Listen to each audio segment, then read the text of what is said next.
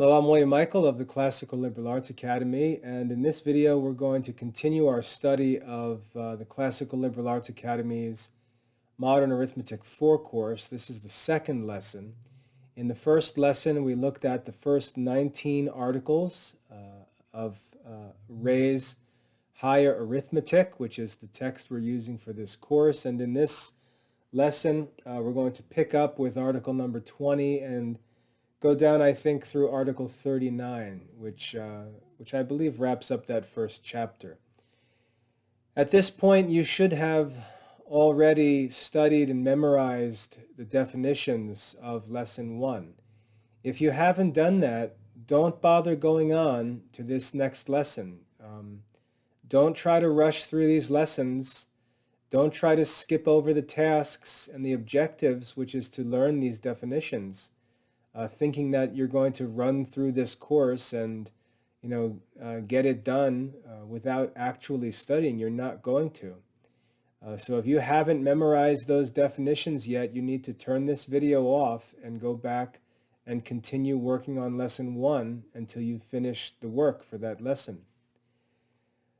In that first lesson, we learned basic definitions about the art and science of arithmetic and mathematics. We learned about the different kind of propositions, more general terms that relate to logic and the study of the science and art of arithmetic. In this lesson, we're going to start focusing in on the actual science of arithmetic. And so we're going to get into definitions that are more specifically concerned with arithmetic itself and not the general study or discussion of mathematics as a whole. So picking up in article number 20, we're going to work through these definitions and the information that's provided from articles 20 through 39. So let's take a walk through this content together, and then you're going to get to work studying and memorizing it like you did for lesson 1. So let's take a look at the text and get started with articles 20 to 39. Article number 20, which is where we begin in this lesson, starts with a unit. A unit is one thing. A unit is one thing, or anything that we can call one. A unit is one thing. One thing, notice both words are in italics there. One thing is a concrete unit. One is an abstract unit.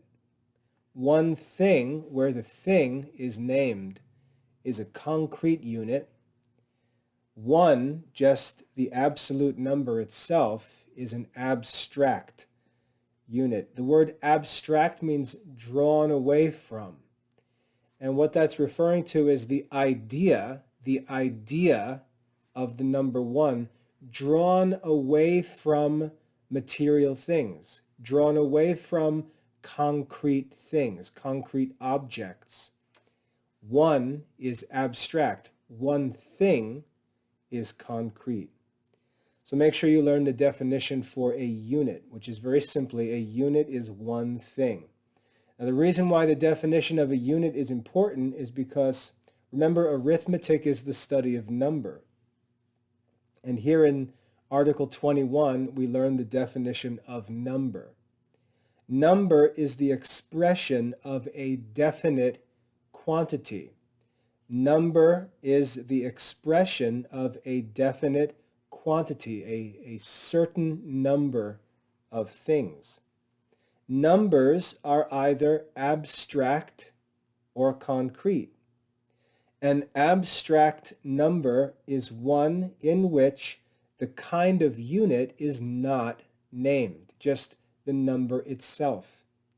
An abstract number is one in which the kind of unit is not named, or the kind of thing we're numbering is not named. We're just referring to the number alone, the abstract or drawn away number by itself. A concrete number is one in which the kind of unit is named. A concrete number is one in which the kind of unit is named. Concrete numbers are also called denominate numbers. Denominate numbers because we identify the kind of unit we're talking about. And we'll see what that means later in our study. So make sure you know the definition of unit and number, which these two definitions are the basis of the study of arithmetic. Moving on to Article 22, we learn that numbers may be divided in a different way. So numbers can be divided in one way into abstract and concrete numbers, but they can be divided in another way into integral, fractional, and mixed numbers. Integral, fractional, and mixed numbers. First, an integral number, which is also called an integer, and in modern math classes, it will be referred to as an integer. An integral number or integer is a whole number, and the word integer is a Latin word. If you look it up in a Latin dictionary, you'll see that the word integer just means whole. So an integral number is an integer or a whole number. A fractional number, the word fractional means broken. It means a number that expresses some part or number of parts, a fractional or broken number, as opposed to a whole number. A fractional number is an expression for one or more of the equal parts of a divided whole. And a mixed number is a number that combines or unites an integer and a fraction. So the number 7 would be an example of an integer or integral number. 1/2 would be an example of a fractional number, or even better, something like 12/13 would be a fractional number. And then 7½ would be an example of a mixed number, a number that's made up of both an integer and a fraction. So integral numbers or integers, fractional numbers or fractions, and mixed numbers, which are simply numbers that contain both a whole number and a fractional number. The three divisions of numbers. Article number 23, we learn about a sign. What is a sign? A sign is a character used to show a relation among numbers or to show that an operation is to be performed. A sign is a character used to show a relation among numbers or that an operation is to be performed. So to make it simpler, a sign is a character used to show a relation or an operation. A sign is a character used to show a relation or an operation. And we use signs in arithmetic to represent phrases or words, to make the writing of arithmetic simpler. In Article 24, we see the most commonly used signs in arithmetic. These are the signs that are used to show relation among numbers or that an operation is to be performed. And you can see the signs listed here, and we're going to study them one by one in the articles below. So you just have a list of the signs that are commonly used in arithmetic in Article 24. In Article 25, we look at the first of the signs, the sign of addition. We see the sign of addition is called plus. The word plus is simply the Latin word for more. The sign of addition is called plus. The numbers between which the sign is placed are to be added together. So the plus sign is used to represent an operation. we're shown that the two numbers on each side of the plus sign are to be added. So when we see 3 plus sign 5, that means 3 plus 5 equals 8. This is simple. It's just review of basic arithmetic. This little note, though, is helpful. You'll see some information is added in this book that's not in previous arithmetic courses. Plus, or plus, is described as a perpendicular cross. So if you want to describe it, you can say it's a perpendicular cross in which the bisecting lines are equal. That's the plus sign, Article 25.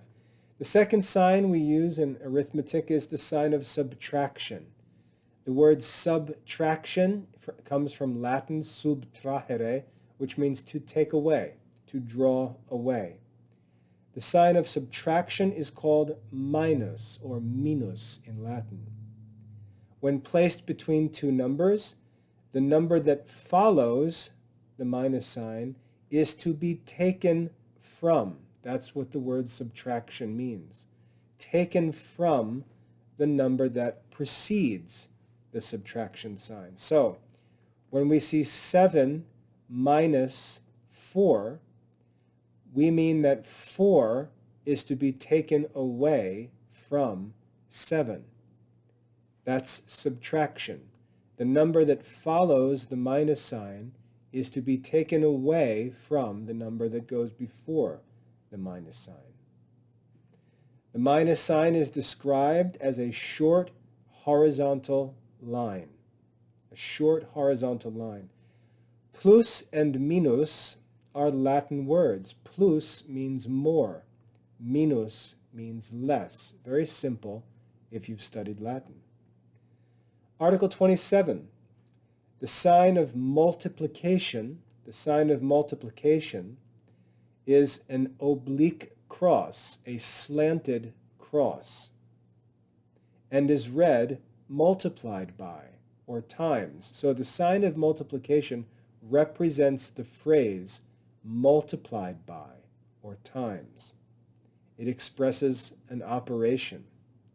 Thus, 4 multiplied by 5, or 4 times 5, is to be read using the sign of multiplication. And here you see it stated that the multiplication sign is described as an oblique cross. Okay? And then a little historical fact, which we're going to skip over to Article 28. Article 28, the sign of division. The sign of division. We see that it's a horizontal line with a dot above and below that horizontal line. The sign of division is read divided by. That means that that sign represents the phrase divided by.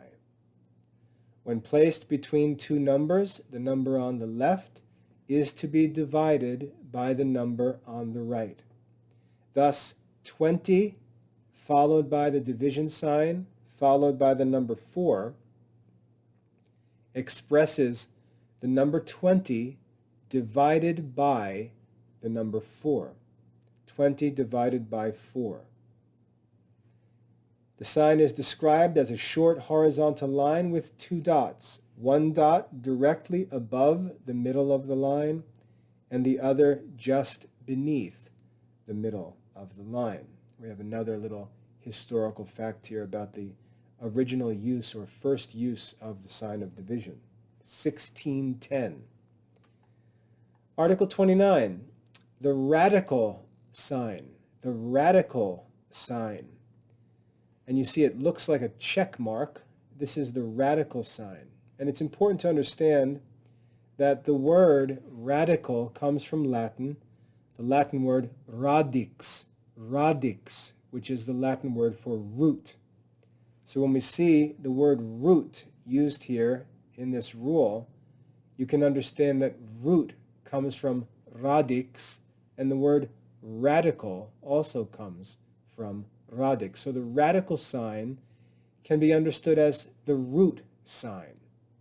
the root sign, the radical sign. The radical sign, which looks like a check sign, indicates that some root is to be found, some root.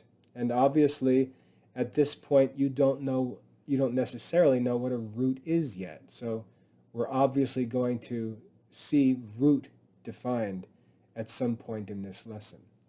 The radical sign indicates that some root is to be found. Thus, the root of 36 with no number above it, just the radical sign with 36 inside the radical sign, indicates that the square root of 36 is required. The root sign with a number 3 written above it, a little bit smaller than usual, is the cube root of 125. This is read the cube root of 125. This is read the square root of 36. Next, the fourth root, we have the radical sign with a number 4 above it. This is the fourth root of 625. This indicates that the fourth root of 625 is to be extracted or drawn out. We're to draw the root out of that number. A small note here, the root to be found is shown by the small figure placed between the branches of the radical sign. The figure is called the index. So the index is this small number placed between the branches of the radical sign, and that small number, the index, tells us which root is to be found. When no index is given, we understand it to mean the square root. When the index is 3, that signifies the cube root.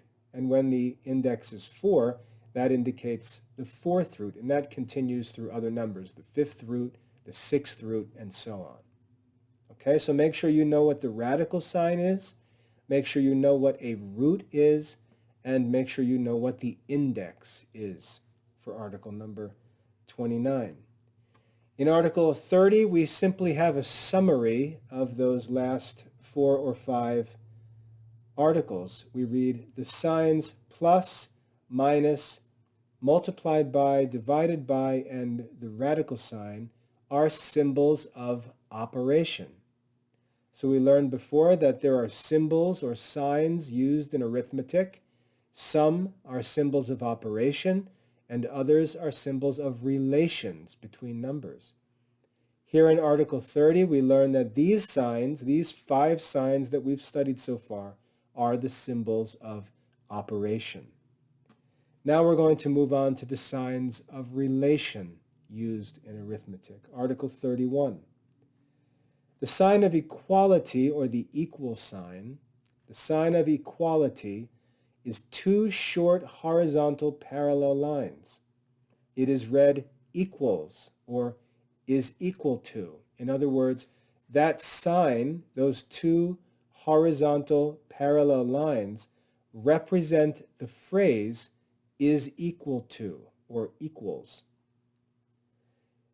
This sign signifies that the quantities between which it is placed are equal to one another. And this is very significant, as we'll learn, because if we have 2 quantities that are equal, that means that they can be interchanged anywhere we see them because they're equal to each other. All right? Thus, 3 plus 5 equals 9 minus 1. The sum of the numbers 3 and 5 is equal to 1 taken away from 9. The equal sign is read equals or is equal to. And when we write an expression like this, where we state that 2 different quantities are equal to each other, This is called an equation. An equation is an expression that asserts that two quantities are equal to each other. That's called an equation. 3 plus 5 equals 9 minus 1. That entire phrase is called an equation. I should say sentence, not phrase. It's a sentence in arithmetic, and it's called an equation because the quantity 3 plus 5 on the left is equal to the quantity 9 minus 1 on the right.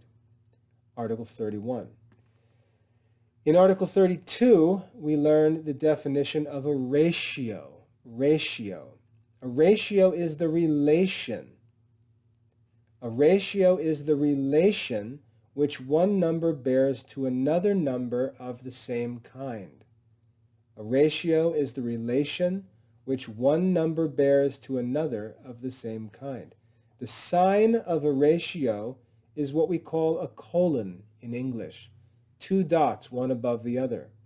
That's the sign of a ratio in arithmetic. The sign of the ratio.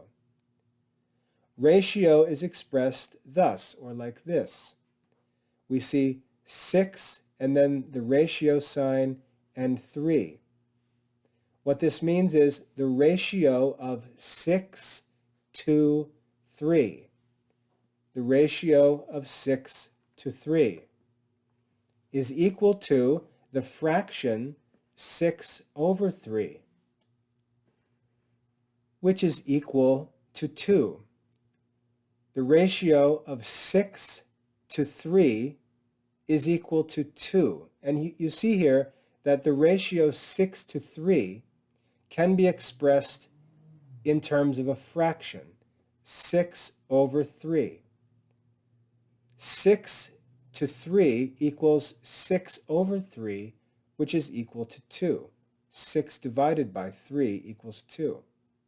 And is read the ratio of 6 to 3 equals 2, or is 2.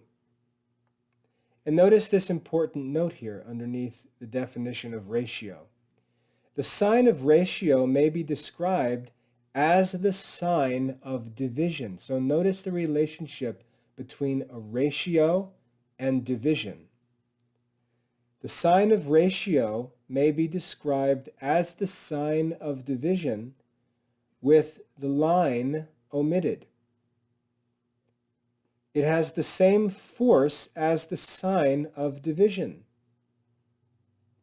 So really, the sign of ratio can be considered the same, to express the same idea as the division sign. And it's important for us to understand the relationship between ratio and division. That's Article 32. Article 33. Proportion. Proportion is an equality of ratios. Proportion is an equality of ratios. So we're basically saying that two different ratios are equal. Proportion is an equality of ratios.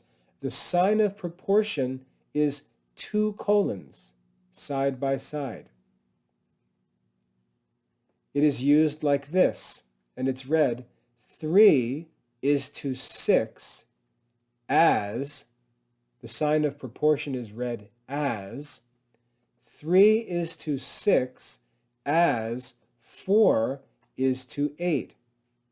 This means that the relationship between 3 and 6 is the same as the relationship between the numbers 4 and 8. 3 is to 6 as 4 is to 8.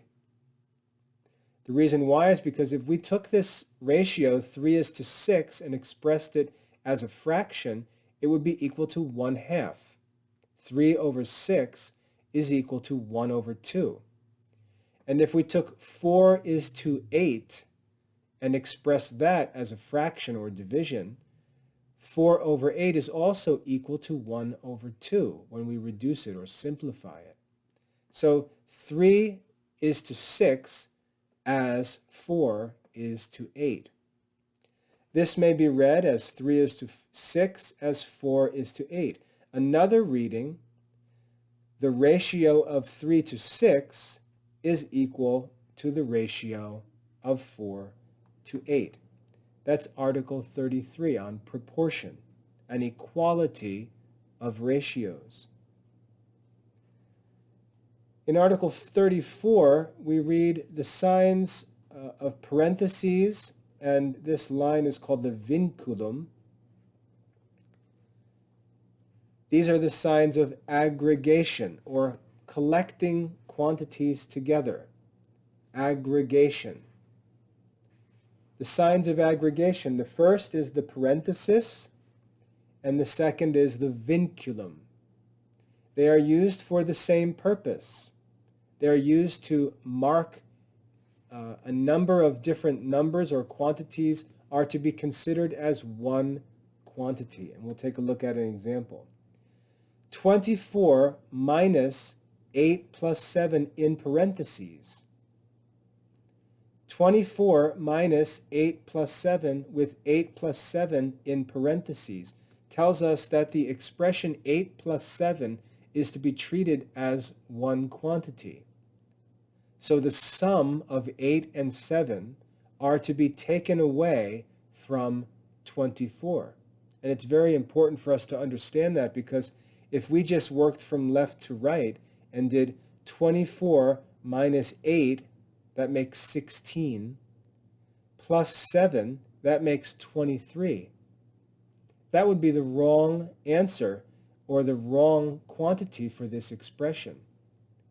If we respect the parentheses and realize that 8 plus 7 makes 15, and take 15 away from 24, we find that this expression equals 9, not 1.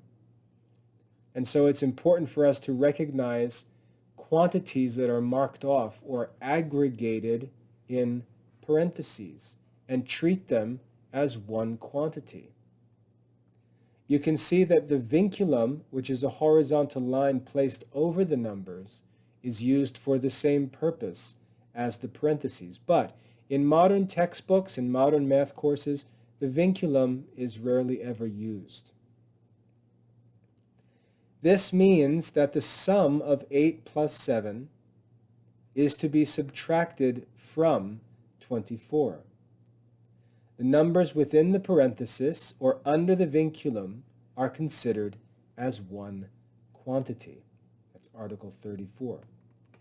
Article 35, the dots, these are called leaders, or the sign of continuation. These guide the eye from words at the left to the right. They're basically used in place of lines. On lined paper, we normally don't use these dots.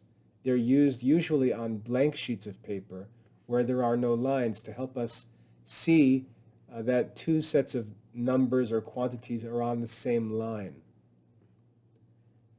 Article 36, the sign of deduction, or of a conclusion or proof. 3 dots written in the shape of a triangle. This is the sign of deduction. It's read therefore. Therefore, before we write a conclusion, we can use this sign of deduction, and the sign of deduction represents the conjunction or word therefore.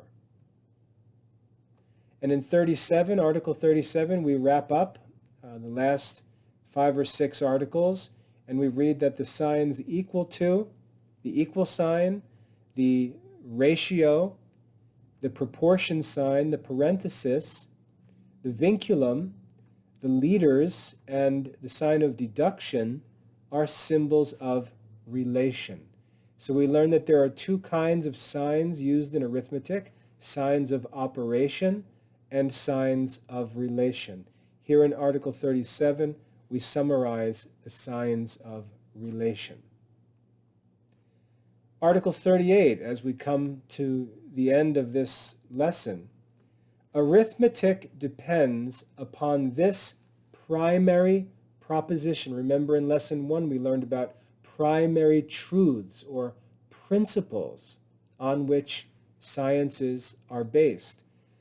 Article 38 tells us the principle, the ultimate principle of arithmetic is this: any number may be increased or diminished. Any number may be increased or diminished. That is the primary or first proposition on which arithmetic depends. Any number, no matter how great or how small, any number may be increased or diminished.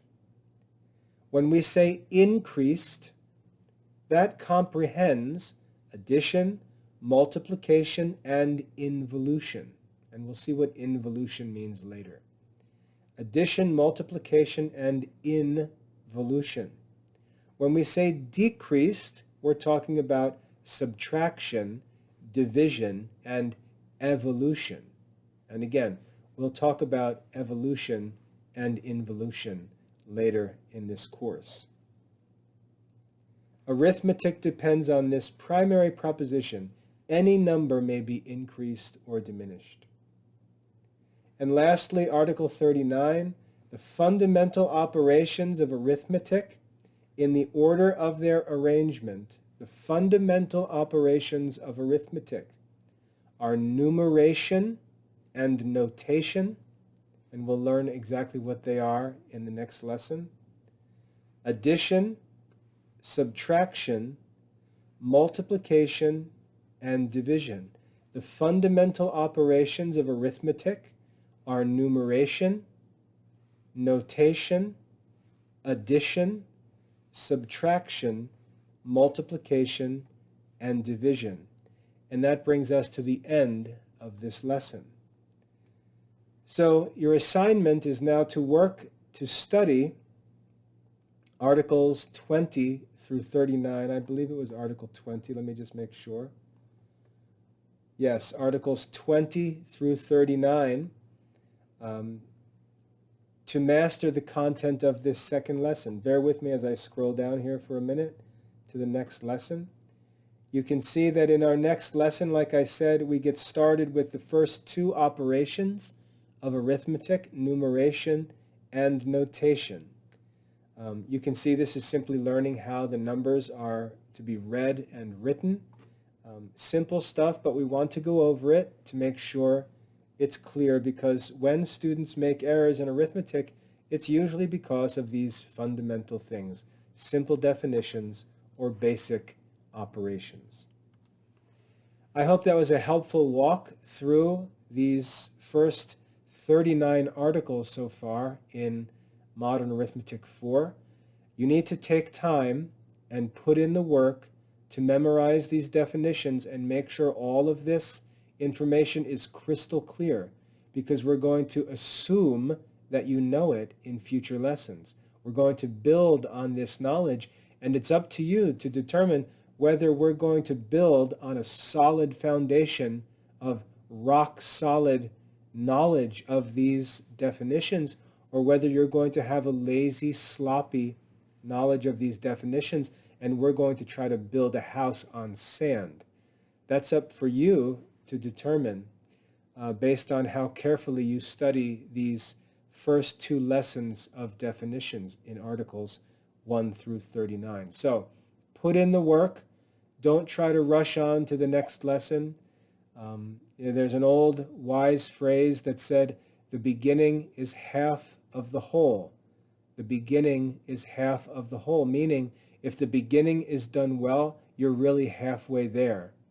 Whereas if the beginning is done poorly, you'll never make progress. So take your time, work to master these first two lessons, learn all the definitions carefully, and as we get into our study, make sure you're constantly thinking back to these definitions, because they are concise descriptions of different objects. Remember, that's what a definition is. They're concise descriptions.